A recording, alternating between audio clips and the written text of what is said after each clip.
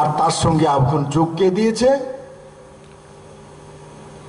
এ রাজ্যের কংগ্রেসের নেতৃত্বরা। কংগ্রেসেরা দেয়নি, কংগ্রেসের নেতৃত্বরা।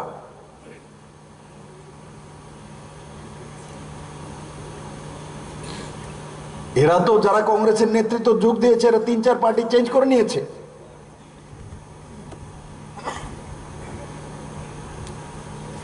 আমি ইলেকশন পর্যন্ত উনি ওই পার্টিতে থাকবেন কিনা তাও সন্দেহ।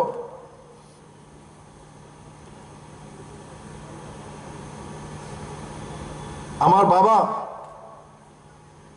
1967 থেকে জনসংঘ করেছে, 1980-তে জনসংঘ বিজেপি হয়েছে।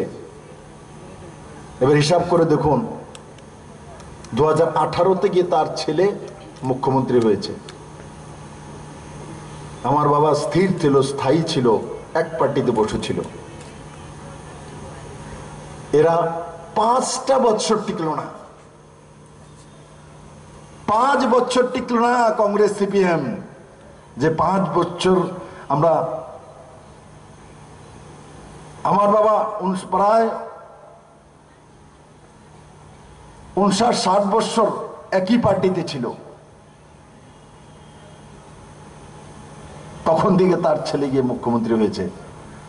আর ইনারা 5 বছরের মধ্যে 50 বছর 60 বছর যাবৎ কংগ্রেস সিপিএম এর লড়াই, আর 5 বছরের মধ্যে পাওয়ারের জন্য, এমএলএ হওয়ার জন্য কংগ্রেস সিপিএম এক জায়গায় চলে এসছে। এরা হচ্ছে ত্রিপুরার রাজনীতিবিদ,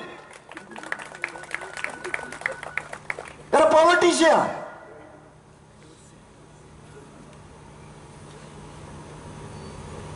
ত্রিপুরার মানুষ বেঁচে গেছে, নরেন্দ্র ভাই মোদী, অমিত শাহ, জেপি নাড্ডা।